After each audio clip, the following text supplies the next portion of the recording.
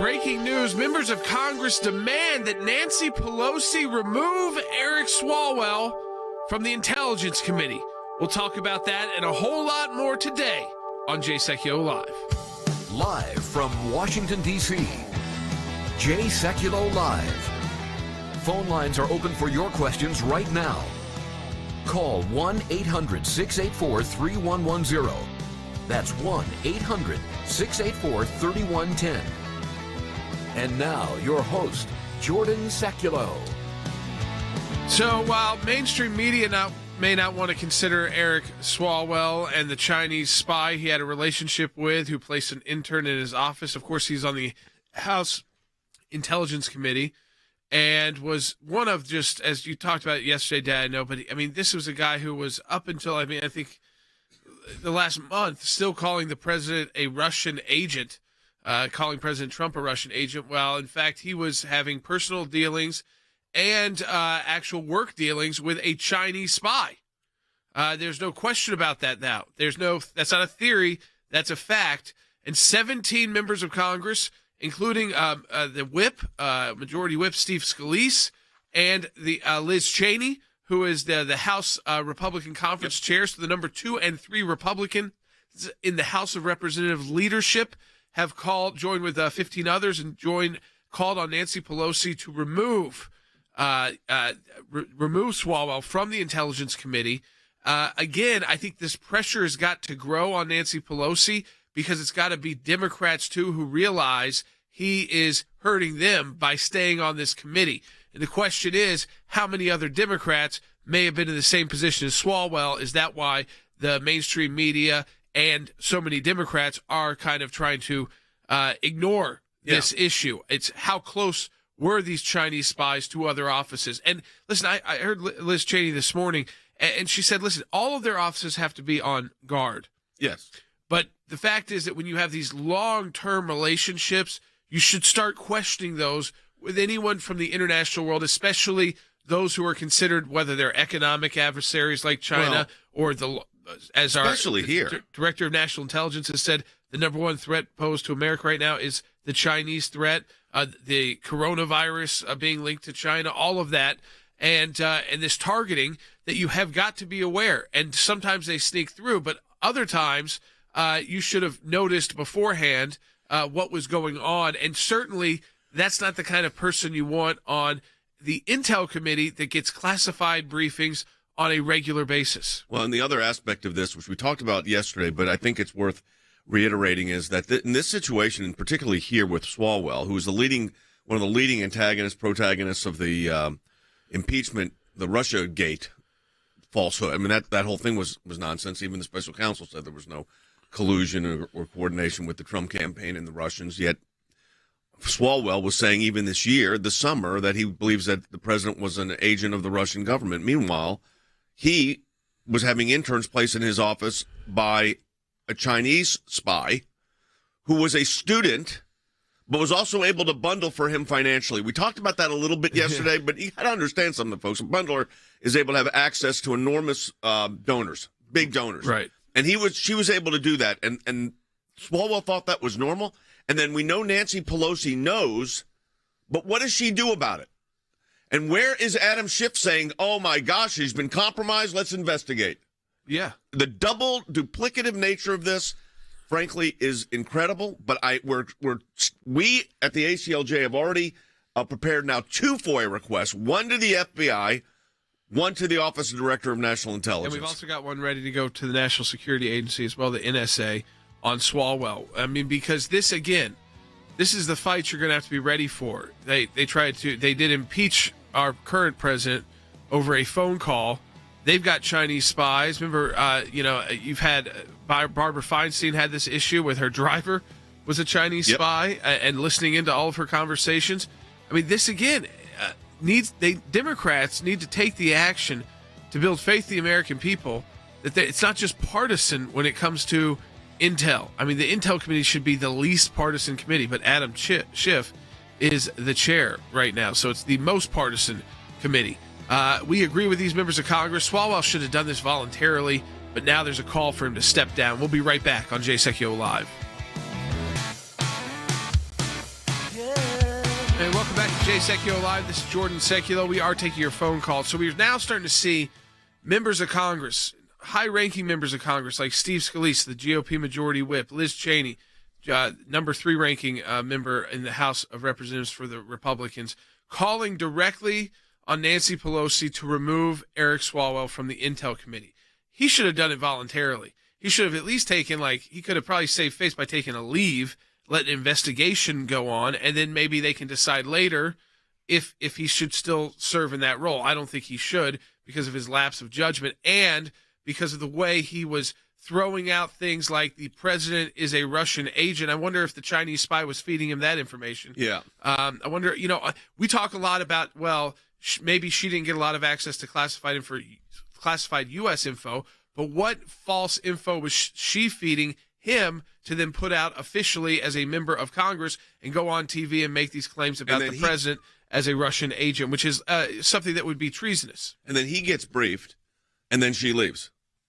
But he stays on the committee. He does not move off the committee, which I want to ask the fan. Before I do that, let me say this. If you're on our social media platforms, and radio audience too, you need to tell your friends to listen to the broadcast. But if you're on Facebook, we want to encourage you to like it and follow it. If you're on YouTube right now, our YouTube numbers are growing, the number of people subscribing. We're almost at 280,000. I really would like to finish up this next couple of weeks over 300,000. It gives us the ability to put more material up on YouTube for you. Hit that subscribe button right now and the little bell next to it so you get notifications when we go live. Subscribe and the bell. Very important. And share it. Everybody should be sharing this feed with your friends right now. So we encourage you to do that. Subscribe on YouTube and hit the bell. I think outside of, we have a lot of new viewers. We have a lot of new listeners to the broadcast because of our work on behalf of President Trump, which continues. But this is an example of what the ACLJ does when we learn about information like this. We are not just a radio broadcast or television broadcast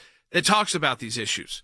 We certainly go on television to do that, but we take action. So we have filed, and Ben Cisney, senior counsel with the ACLJ, just let me know, our FOIAs are going out today on this very topic on Eric Swalwell to the National Security Agency, to the Office of the Director of National Intelligence, to the State Department, and to the FBI. I will say 3 of the 4 of those right now are still led by people who I think would put out the information. Yeah. I'm not sure about the FBI.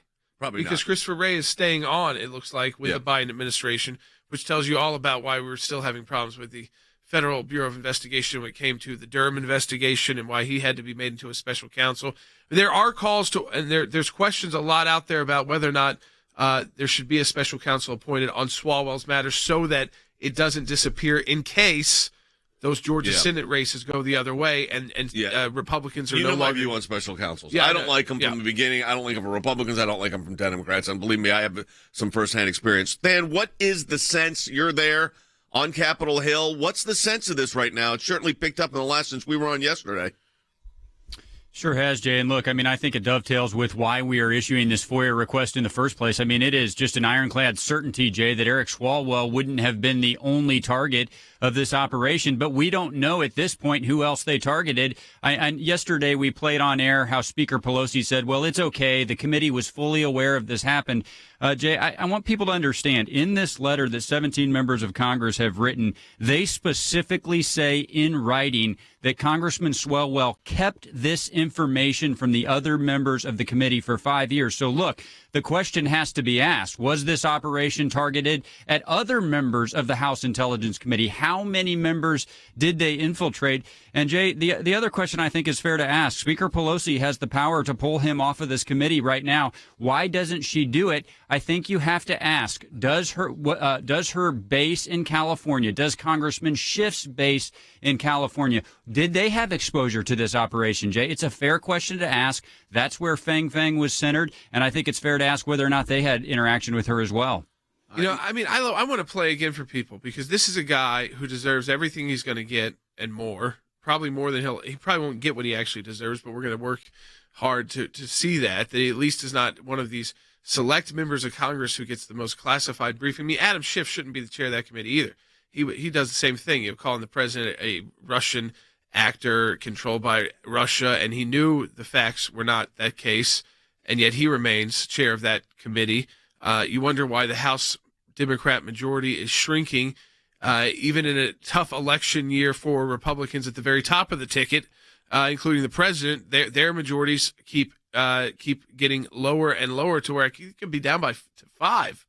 A 5-seat majority for the House ultimately once everything shakes out. But I want you to listen to Eric Swalwell. Why are we so focused on him? Because he called our president a traitor. Take a listen. The question has shifted from whether the president is working with the Russians to what evidence exists that the president is not working with the Russians. He's betrayed our country, and I don't say that lightly. I worked as a prosecutor for 7 years, and But betraying the country, by the way, we want evidence before you say that, but you said an agent of Russia. Yeah, he works on their behalf. Do you still believe that the president is a Russian agent? I think he acts on Russia's behalf, and he puts Russia's interests ahead too often of America's interests. You're a member of the judiciary. Do you believe the president right now has been an agent of the Russians? Yes, I think there's more evidence than he is. Yes, and I think all the arrows point in that direction, and I haven't seen a single piece of evidence that he's not. And, you know, we also played a bite yesterday, which we'll play in a minute, which was then Swalwell defending China. So, I mean, it's very transparent what's going on here. I mean, you don't have to be a constitutional lawyer to figure out the nonsense that's going on here. No, I mean, Rodner wrote it on Facebook. What information did he have on COVID? Seems like the Intel Committee should have been investigating its origins instead of a faux impeachment. I wonder what... Because that was ongoing while we were in Washington, D.C. Yeah. We knew COVID was coming. We didn't know the extent of how bad it was yet, but it was already coming. We were all packed into rooms, and that Intel Committee led by Adam Schiff spent no time on the coronavirus and China, because I think they're all on the left bought off by China. Various interests that China controls, including the California guys because of the media coming and the tech world that wants to still operate in China, and the motion picture world that wants to operate, including and the NBA. I mean, you've got a lot of interests that will say, oh, let's just not criticize, let's not say anything. But it goes a step further when you're like advocating for China. Remember the outrage when the president said, okay, COVID came from China. We've got to stop individuals, not goods and services. They're not going to hurt business, but we're going to stop individuals from traveling to China. He was called xenophobic. I mean, this was where the virus originated. By Joe Biden and Nancy Pelosi. Yes, and it wasn't under control because in these dictatorships, they don't do Operation Warp Speed. They just act like there's no they don't really care about their people that much. So whether it's China or Russia and Iran or India, we don't know the COVID number. You know, we keep being called the #1 COVID country in the world. You got to be kidding me. We have no idea. We don't get any real numbers out of the worst actors China, of the world India, who don't take care of their people. We have no idea. This is an interesting call coming in on from California on line 5. Let's take it. Justin, go ahead. You're on the air. Hey, good afternoon, Jay. Thank you for everything you guys do. Yep. My question is, should we assume now that certain sensitive intelligence information that Swalwell was privy to is now compromised by the Chinese government? Yeah. Yes, because I don't know how you don't. I mean, at a certain point, they say, they're saying that they don't believe that there was any classified. I mean, that's also Washington speak. I think you used the right word, which is sensitive intelligence that may or may not be classified at the time he received it. Also, the fact that she didn't go back until she was basically outed as a spy and then disappeared back into China. So we have no ability to question this person, her intern that was there, who was also a bundler. Let me tell you about something like this. I interned on Capitol Hill. I was 18, 19 years old. I wasn't bundling donations for members of Congress. A bundler is someone who can probably raise over $100,000 in a month on behalf of a member of Congress in donations that are limited to about $2,600. So you got to know a lot of people with a lot of money to be a bundler at 18, 19, 20 years old. Well, I'm going to ask this to Tham, but you're a student from China on a student visa here in the United States. You're going to college. You become friendly with the congressman and others. You eventually bundle finances for the congressman. You're a student from China on a visa. And then you get interns placed in his office. And nobody said, this is an unusual move for this student from China. It's fiction, Jay. I mean, you just have to think it's fiction. Just like Jordan, I interned in a congressional office. Guess what I did when I was there? I answered the phones and I opened the mail. I did not bundle to the tune of hundreds of thousands of dollars for the congressman. Yeah, and I didn't spend a lot of time with the congressman. I mean, there were certain times they would spend time with interns, to do the normal kind of thing, thanking them for their service, maybe spend a day, maybe take them to lunch in the cafeteria, that kind of thing. Not bundle them, not go to high dollar fundraisers where they're like the top of the list of who's bundling the money for you, which puts into question again, this would be bad for any member, but Intel committee members specifically get classified info that other members of Congress don't. Swalwell should do the right thing and resign on his from the committee on his own, or at least take some kind of leave if he wants to play with the Democrat way. But again, Republicans are demanding that Nancy Pelosi remove him, and Nancy Pelosi does not have the incoming House that she had on this way in, what she has right now. She has lost a lot of seats, and that means a lot of control is very slim in a divided Democrat Party.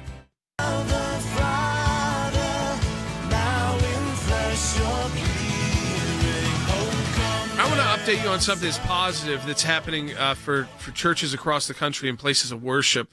You may recall earlier under the COVID crisis when there were the restrictions being put in place, they were starting to close down churches as well, treating them the same as a business. And again, I think a lot of those business closures are wrong too. But see, the difference between a casino, a business, a restaurant, and a church or another place of worship. By the way, when a church wins these, so does every other place of worship, a synagogue, mosque, Hindu worship, the list can go on in our country. I mean, they all are able to take advantage of that. But we had a Supreme Court that was not realizing that the First Amendment should trump literally these states. That's when even with federalism, you can't violate First Amendment guarantees.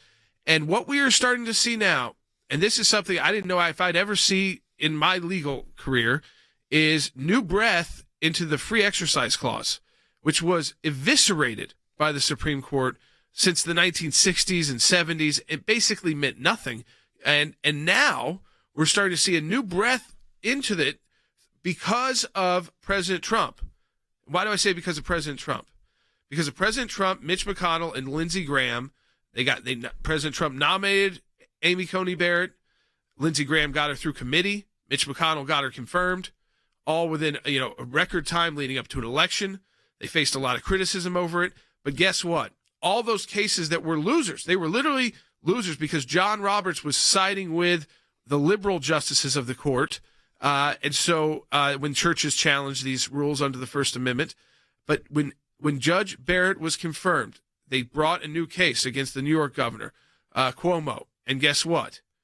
5-4, Justice Barrett being that key fifth vote, because at that time, Chief Justice Roberts was still siding with the liberals that no, these state restrictions cannot trump. This was just back in November 25th. This is all new. They can't trump the First Amendment. And then we saw a victory in California. Newsom, you can't do this. And now, just yesterday, California and New Jersey, both by the Supreme Court, said, no, you cannot do this to the governors. And in the Ninth Circuit Court of Appeals, Nevada, they said, no, you can't do this, Nevada. You're opening casinos, but you're telling churches they can't have in-person attendance. So that was, but we've still got cases out of Illinois, California to clarify this. And what I encourage people to do too, the Archbishop of D.C. has just sued the D.C. mayor. It takes a church or another religious house of worship to bring the lawsuit. And I want to let you know out there, if you're a pastor and you're in one of these states and you haven't gotten the clearance yet, go to aclj.org/help. Tell us that you want to challenge the state restrictions on in-person worship, because right now the Supreme Court dad is handing these out in slip opinions. I mean, and you may actually get a victory before now going all the way to the Supreme Court, like the Ninth Circuit yesterday. Yeah, I think what you're seeing, Harry and I talked about this yesterday, is that the court now is addressing these in pretty rapid-fire succession. But it morphed from 5-4 against when Justice Ginsburg was still alive, because Roberts joined the majority there against the churches, and then it was 4-4, and now it's 5-4 the other way. Harry? 5-4, and in some cases 6-3. Yeah. So what the Supreme Court has done under the leadership of President Trump and Mitch McConnell and Lindsey Graham is that they have worked together to revitalize the First Amendment, to reinvigorate freedom of worship.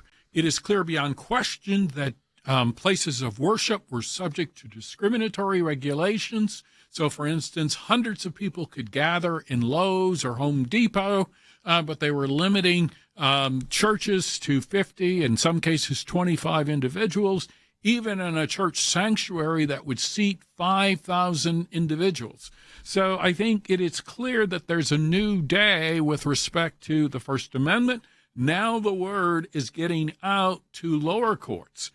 So in the Calvary Chapel Dayton Valley case in Nevada, the Ninth Circuit reversed a lower court's decision denying an injunction for relief and essentially granted the injunction for relief. And so I think this will now seep down to district courts. And this is interesting because back when these cases were again, they were losers at the Supreme Court because of John Roberts.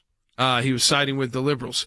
Justice Gorsuch wrote this in the dissent out of the first Nevada case. And now the states are bringing him back again. Churches are bringing him back because they know it's going to be different now. He wrote this: in Nevada, it seems, and this was right to the Chief Justice, it's better to be in entertainment than religion. Maybe that's nothing new, but the First Amendment prohibits such obvious discrimination against the exercise of religion. The world we inhabit today, with a pandemic upon us, poses unusual challenges. But there is no world in which the Constitution permits Nevada to favor Caesar's Palace, nothing against Caesar's Palace, but over Calvary Chapel. Yeah, it's like, hey, Caesar or Christ. Remember what did Jesus famously say?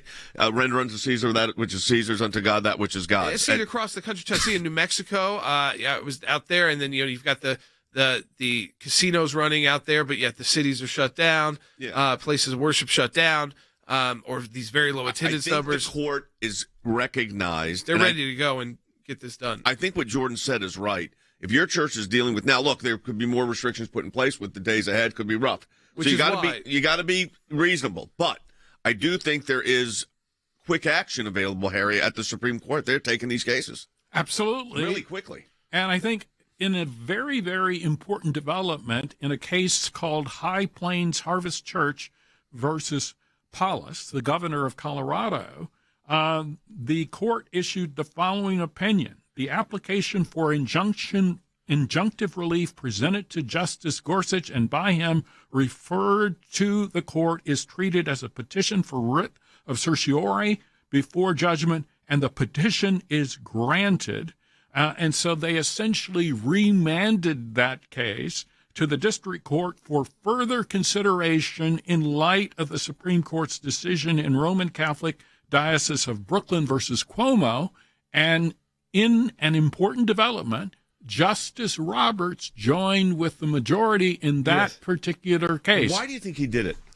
Well, in part because he could now rely on precedent. In other words, he can say, we have reached an opinion perhaps that I disagree with in the Roman Catholic Diocese of Brooklyn versus Cuomo, but it is now essentially the law of the land. Exactly. And I think that's a very, very helpful development for houses of worship. He's something else. Yeah. But we do have our stay in place in the Pennsylvania case in the election, and we still have the stay in place for the president on the tax return information in advance, so who knows? Yeah, I mean, he's a hard one to figure out. Yes. I've only known him for 35 years. Yeah, so again, when we come back second half hour, we'll get back into the Swalwell issue. We're going to take your calls. I know a lot of people have calls on that, comments on that they want to make. We're going to get back into that in this situation, which, again, the ACLJ, I just want you to know, yes, when you support the work financially, we're able to bring you the broadcast, whether you listen on radio, watch on YouTube, Facebook, SiriusXM, other Rumble, all these other places that the broadcast is available, or aclj.org. But we actually do the legal work. Like we said, the churches can come to us. We'd represent them at no cost to fight these restrictions. We're filing 4 FOIAs today on Swalwell to the NSA, to the Director of National Intelligence, to the State Department, and to the FBI. This is a great time to support the work of the ACLJ. You see, our work doesn't stop just because it's getting close to the holidays. We're working harder than ever for you. Donate to the ACLJ today. Double the impact of your donation. It's a matching challenge month, the entire month of December. Donate today, aclj.org. We'll be right back with more on Swalwell in the second half hour. And now, your host, Jordan Sekulow. Welcome back to Jay Sekulow Live. Some of you may be wondering, hey, why are we not spending more time on the Senate hearing on the 2020 voting irregularities? Here's why. I do not want to give anybody false hope that the U.S. Senate alone can hear about all these irregularities and problems in the Homeland Security Committee, and it's fine that they're having the hearing and getting the information. That's great. But that they can do anything about it on their own. They can't. One branch of Congress cannot do that. Now, two branches can. We've walked through that before, but it's very unlikely because Democrats still control the House of Representatives. So I just wanted to comment on that so you know. Right. And we really do want to, I think we need to start making sure that issues like Hunter Biden and Joe Biden's involvement and Swalwell don't get swallowed up, if you will, by Christmas, New Year's, the Georgia election, which is important. Obviously, we're going to spend time on that on January 5th. And then if it's a new administration, this all gets forgotten. This is just starting. At the ACLJ, we're just starting to gather the information by actually taking action by filing the Freedom of Information Act request with a friendly administration right now. And I'd say other than the FBI, which I always question, and Christopher Wray, who's supposedly staying on if Joe Biden is the president, but we're also going to the NSA, the Director of National Intelligence, Ratcliffe, and the State Department as well, Pompeo leading that, NSA, Robert O'Brien leading that. So again, we are taking direct action at the ACLJ. We do not just talk about that on our broadcast. We try to see what we talk about. We try to, as much as possible, be able to engage. I know before we were talking, the last 3 months have been a lot of election talk. Now, in our individual capacities separately, we were very and still are very engaged in all of that and in defense of the president. And there's other matters. There's the New York DA that the New York Attorney General wants to go after. In fact, the New York Attorney General ran on I will go after the president, was condemned by many state attorney generals for saying, how can you run on something you don't even know what's going on? We'll deal with that later. But that's something, again, that you've got to be ready for, folks, and that we're ready for as well. So I don't, when people say, because I've seen some of these comments, you guys are giving up the fight. We are still very much in fighting mode when it comes to defending our president of the United States, President Trump, and will be whether or not he's taking the oath or Joe Biden is taking the oath January 20th. Let me go to some phone calls, 1-800-684-3110. Lewis in Colorado on line 2 has been holding on. Hey, Lewis, welcome to Jay Sekulow Live. Hey, thank you for taking my call. And I just want to say quickly, we got the victory yesterday for the churches that we are considered essential, and there's no cap to our attendance. But I was with the Air Force in the 70s, and I had a secret clearance, and they did a background check because I worked with missiles in Wyoming, Minuteman IIIs. Yep. And they did a background check that went all the way down to my childhood. Yep. They contacted my best friend's mother and talked and asked her about me.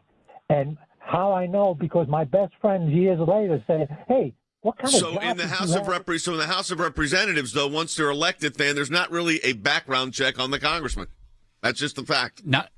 That's true, although in this case the responsibility lies with Speaker Pelosi, and she knew about this information, Jay. So, I would argue that probably in the course of this briefing to Congressman Swalwell, that was the background check that was provided to Speaker Pelosi, and she chose not to act on it. Jay, look, she's the one with the power. She could remove him. She should respond to this letter by doing it. Harry, we only got like a minute left here. She's not going to do anything. I don't think she is. I think so what we have it's going to take a lot more pressure. Is a basically collusion between Nancy Pelosi and Eric Swalwell. Yeah, I think that's actually a way to. Well, because she was part of it, she let him stay. She's let him stay on the committee, and he's saying, Jordan, he's saying nothing right now. No, nothing at all. And in fact, the right thing would have been to at least take a leave of absence and let an investigation be conducted. But of course, who would conduct that investigation? Adam Schiff, who's probably also involved in this. Because of they're all West Coast links to China, and they don't like ever when China's criticized, even though that's why we're dealing with COVID still to this day. Though thanks to the president, we've got the vaccine going out. We'll be right back on Jay Sekulow.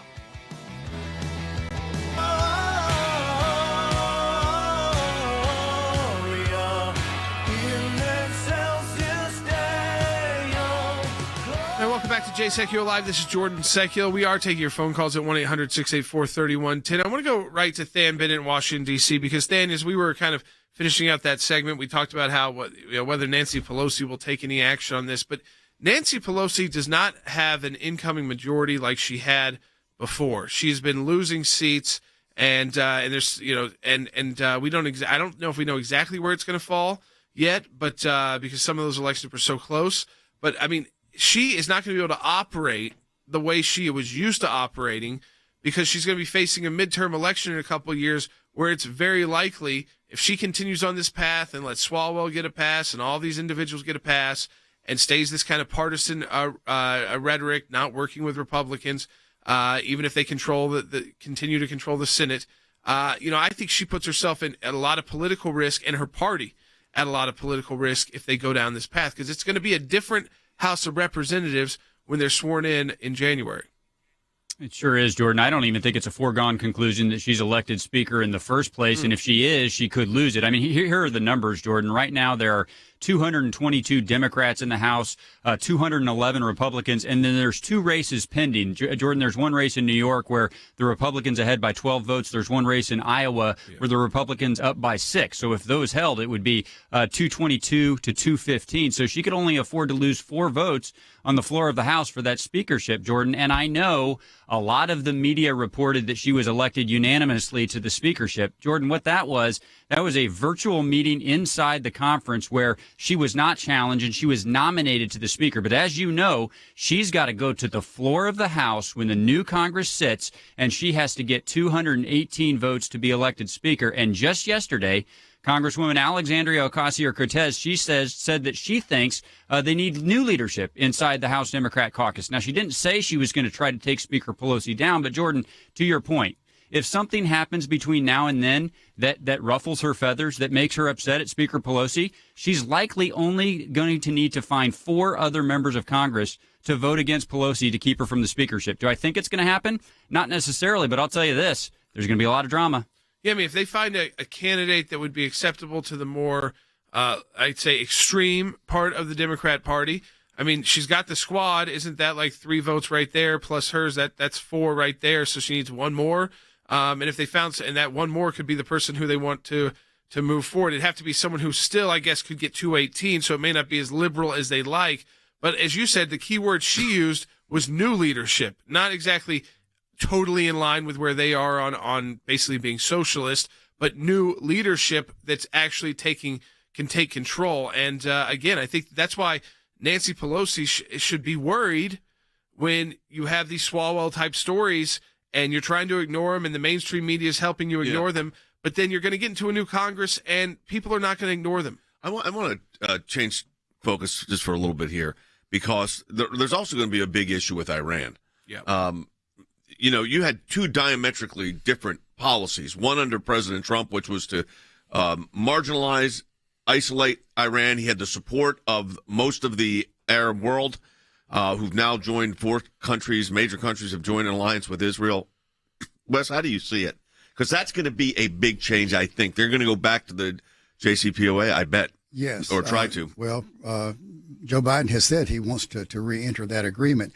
And the thing about it is that we have made more progress in the last 4 years towards Middle East peace and towards containing Iran than we have, in a long, long time. And there are those on the left and in the Biden administration who absolutely do want to reverse that. Another thing that I found very alarming that happened yesterday is 17 different denominations and religious groups sent a letter to the transition team for Biden asking that they allow individuals and American companies to re-enter the BDS program.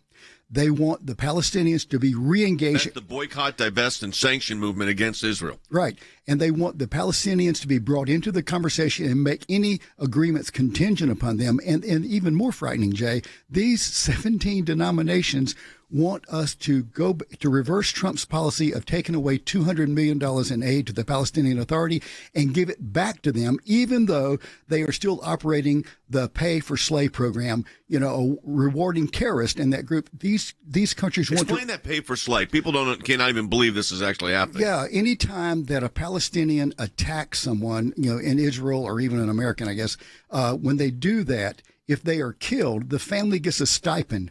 A permanent stipend for the loss of that loved one. If they are arrested and put in an Israeli jail, they send a stipend to the person in prison or to their family if they are trying to kill Americans and Jews in Israel. That's the pay to slave program. President Trump reversed it, said, we will not give you any money until you stop that.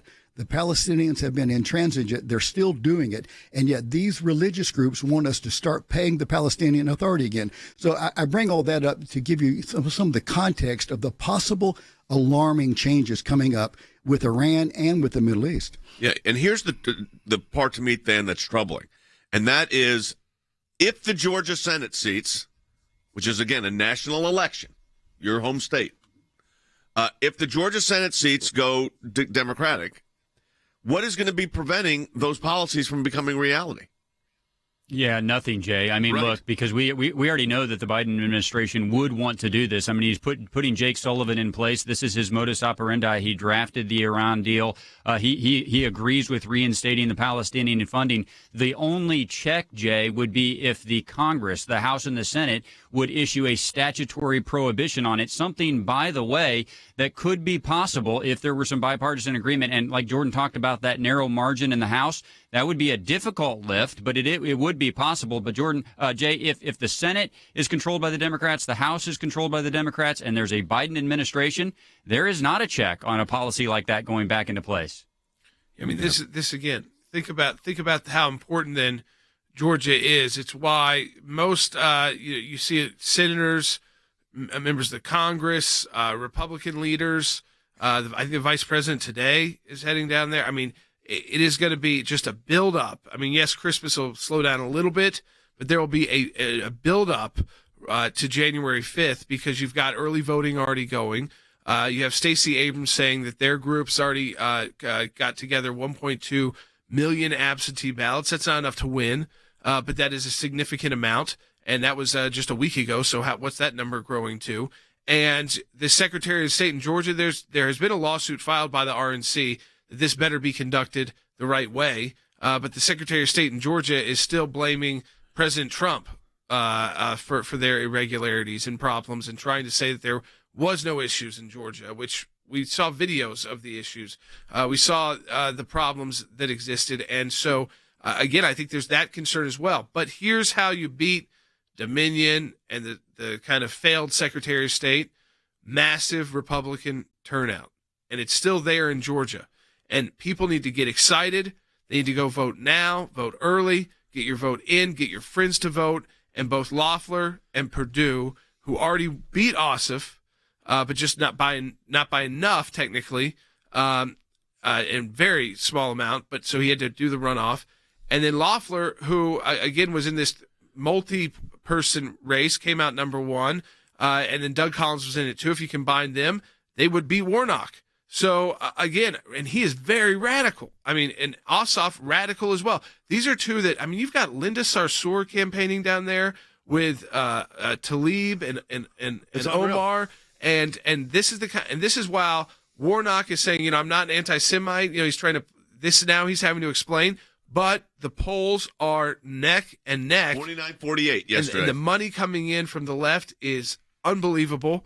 And so if you're outside of Georgia and you want to make an impact, they've done ways, even if you don't have resources to donate, there are programs where you can start making phone calls into Georgia, encouraging people like we've been trying to say, don't be discouraged by what happened in 2020. Make sure these two senators win so that there's a check on the left in the executive branch, or else no check on the left. And Chuck Schumer gets to remake America, like he said. Like, listen, Chuck Schumer said he was going to. They said, we take Georgia, we take the world, and then he said we take America, and that's the plan. So this is the national election. Absolutely. I mean, in addition to the candidates that are going to be officially on the ballot in Georgia, Leader Schumer and Leader McConnell are also on that ballot. And, by the way, Jay, I mean, if it's Leader Schumer that is elected and controls the Senate, the trifecta there under a Biden administration would be President Biden, Leader Schumer, and Speaker Pelosi. All of these issues we're talking about, Jay, that have a statutory component, those three would be making the decision. Folks, this is why the work of the ACLJ is so critical right now. Again, we're trying to provide you the right information, not letting you be dissuaded either, especially if you're a Georgia voter, because a lot of that's coming from the left, telling you, be upset, be angry, and don't show up because you can't win. It's rigged. The system's rigged against you. No, you can win. David Perdue did. And Kelly Loeffler won to take on Warnock. So you got to get out there and vote. Voting has already begun. RNC has got a team there even more so than the election before because they saw the failure of the Republican Georgia leadership at the state level. So support the work of the ACLJ. We're on all these issues, folks. A matching challenge month of December. Double the impact of your donation. We have a group of donors say we'll match every donation that comes through until the end of the month. Donate today at aclj.org. Welcome back to Jay Sekulow Live. This is Jordan Sekulow, and we do want to continue to focus, that this Iran issue could be very serious depending on not just the outcome of the Georgia Senate races, but also because when a president acts, they have the most power when they act in the foreign policy realm. And, we could be right back in a situation, Rick Grinnell talked about it, where it's the compromise scenario. It's the John Kerry mindset that really nothing can get done in the Middle East if we don't solve first the Palestinian and Israeli issue, even though President Trump has made peace deals with the UAE and Bahrain and Sudan and Morocco that without solving and being tougher on the Palestinians, and at the same time moving the embassy, U.S. embassy, to Jerusalem finally after congressional laws authorized that for decades. But I even put that in question, whether or not they'll try to move that embassy. I mean, I'm serious. No, I think there's a realistic possibility that they will try to move the embassy. There's Wes said this during the break. There is no love lost between the leadership of the Democratic Party and a lot of and then you got the whole Omar crowd, right, that are anti-Israel, anti-Semitic, and the Iran policy is going to shift. Yeah, the Democratic leadership is decidedly anti-Israel, and they are for negotiating and placating Iran. Mahmoud Abbas, by the way, and they want the Palestinians to get back in the conversation as a condition for continued Middle East peace. But Mahmoud Abbas has already said that one of those preconditions, he will not even negotiate unless we move the embassy back to Tel Aviv from Jerusalem. He's already said that openly. I mean, so this is not an option. Now, I want to ask both of you and Than a question. I'm going to start with Than quickly.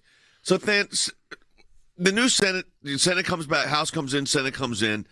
A move like on Iran, the reentry into the JCPOA,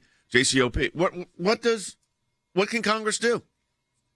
Yeah, not a whole lot, especially if those two seats in Georgia go to the Democrats. I mean, look, here's the framework, Jay. The Iranian Review Act, I thought this was a bad move at the time, but the Iranian Review Act says the Senate would actually have to have a majority to disprove an agreement that was entered to, not to ratify it, but to actually disprove. So the assumption is on the side that the administration can do it. Jay, there's not a lot to undo that unless you can pass a new statute, which, of course, Joe Biden wouldn't sign.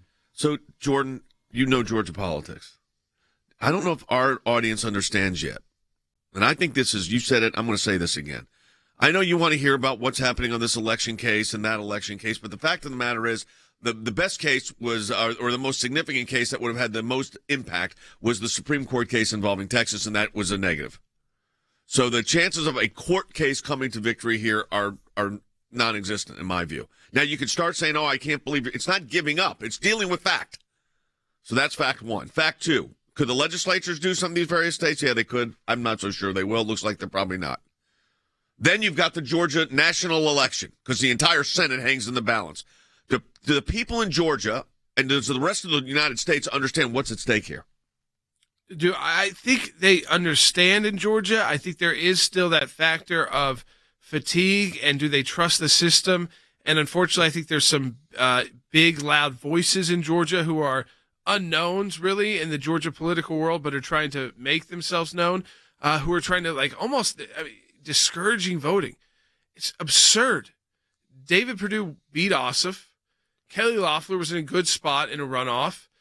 Yes, it is upsetting what happened to President Trump in Georgia, and I do think that was wrong, and I do think there were issues there. But again, Republicans, if they show up in big numbers, will win both of those Senate seats, regardless of the Hollywood money, regardless of what Stacey Abrams is doing. These two Republicans are just well established to win in a state like Georgia that even may be going through this transformation right now, because they're not the radicals that Ossoff and especially Warnock are. And they're not so outside the mainstream that kind of a middle-of-the-road independent voter would be afraid of voting for a David Perdue, former CEO, or Kelly Loeffler, former CEO, and sending them both back to the U.S. Senate. So I think, again, Georgia voters, stop listening to the Democrats and these unknown names, probably funded by Democrat interest and left interest, that are trying to discourage you. You can go vote now. Go vote now, and then spend the rest of the time between now and January 5th getting your friends together to go and vote. You can be the reason why there is a check on a potential Biden administration. You will be the reason why in Georgia if you get these senators elected and for one of them reelected. It's a big deal. And I think that's how much weight is on Georgia conservative, Republican voters, and also voters in Georgia who just think, it's not a good idea to have an executive branch that is controlled by this one single party. And that, a lot of business people will agree to that as well, who might not be that partisan, but they like a check on whoever's in the White House, especially if they've got the House of Representatives already, even with a slimmer margin. They want to check. It's usually a little bit better, safer, especially when you hear about these radical policies like Green New Deal and radical new economic policies and tax hikes on businesses. So I think if that all comes together the right way, Georgia can be the wall between a Green New Deal and some of the, again, making it so easy just to rejoin the Iranian nuclear deal and all of these different. And by the way, all of these committees with hearing power now would be in control by Democrats if these Georgia senators, Republican senators, lose these races. So you're not going to get any more investigation by Congress into Hunter Biden, into Joe Biden, into any wrongdoings by the administration going forward, if it's the Biden administration, so long as they've got both the House and the Senate. It puts the country and it puts conservatives in a spot where, yeah, we will fight either way. But let me tell you something, folks, a lot easier to fight when you've got one House of Congress that is at least willing to stand in the way of the most radical policies. We've got a caller that's been holding for a long time, and it's on the Swalwell thing. Let's go ahead and take it. Yeah, hey, Steve, welcome to Jay Sekulow Live. You're on the air. Hi, how are you? I have a question on the spy thing. If she was outed as a spy, why wasn't she arrested, or was she outed after she went back to China? All we know is that he was briefed, Swalwell was briefed, given a briefing, and then she was gone. Yeah, so, I mean, obviously she knew probably better than Swalwell, and maybe because of Chinese intelligence, that it was coming, and so to get out. So they got her out. So they got her out, and, that's and then he remained on was placed on the Senate Intel Committee after all of that. All right, I want to say something to our Facebook and YouTube audience. We're still trying to really have a goal to get to 300,000 subscribers on our YouTube page this month. Your support really makes that happen. So if you're on YouTube right now, just hit the subscribe button and the little bell next door. That'll give you next to the subscribe button. That'll give you a notice when we're live. On Facebook, all you do is hit like and follow. And you'll get on Jay Sekulow Facebook, Jordan Sekulow, and ACLJ. And then you'll get, and of course, also on Rumble. It's not up live, but it's up on there. It's posted later in the day. Twitter, Periscope, all the various platforms. You see them up on the screen if you're watching. Radio audience, thank you for continuing to listen and support the broadcast. And talking about supporting the broadcast, we're in the last 2 weeks of our Matching Challenge campaign. So your support of the ACLJ makes a huge difference. We encourage you to go to aclj.org. Any amount you donate, we get a matching gift for aclj.org. That's aclj.org. Great way to support the work of the ACLJ. But again, Sign on and subscribe to our social media platforms. Very important that you do that. Talk to you tomorrow.